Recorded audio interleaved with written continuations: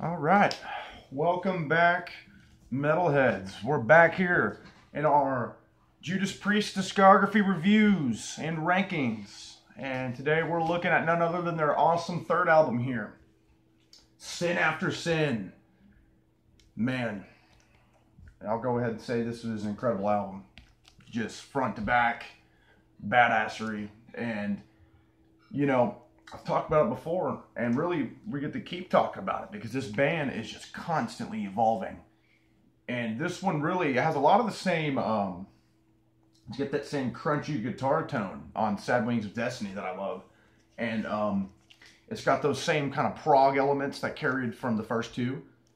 Definitely, but all that stuff still prevalent here.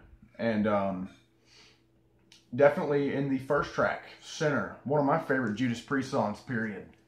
I mean, you talk about, just like on Sad Wings, you start off with that epic right off the bat with Victim of Change is one of my favorite songs of Judas Priest. Then this one, you come around and do it again. Priest does it again with Sinner. And it's got that epic riff on that breakdown that's just got such a groove to it. One of my favorite Priest songs, easily.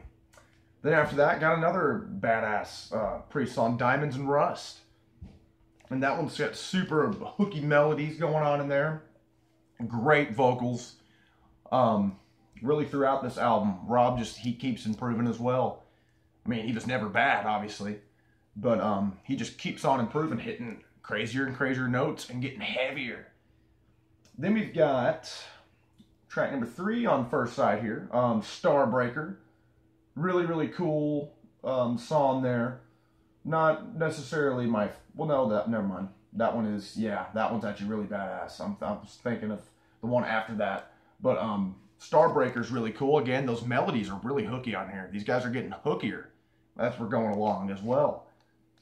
Then after that, we got one of my... I mean, this is not my least favorite track on the album per se. But I mean, Last Rose of Summer. It's kind of the slower one.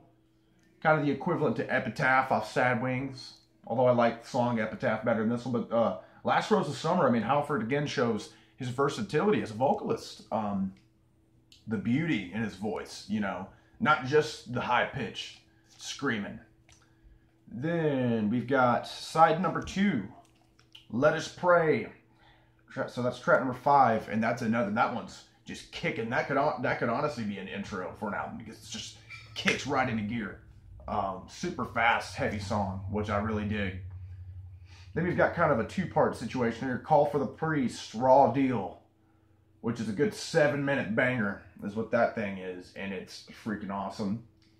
Another really fast and just loud track. Probably my least favorite of the album here is Here Comes the Tears, or Here Come the Tears. It's a decent song. It's just kind of the filler track to me. And, you know, Call for the Priest and Raw Deal is really good, but that's also one of my least favorites off here. I love the epic long tracks, but that one just happens to be one of my least favorite off the album, but still good. Both those are really good. And then funny story about this last track, Dissident Aggressor.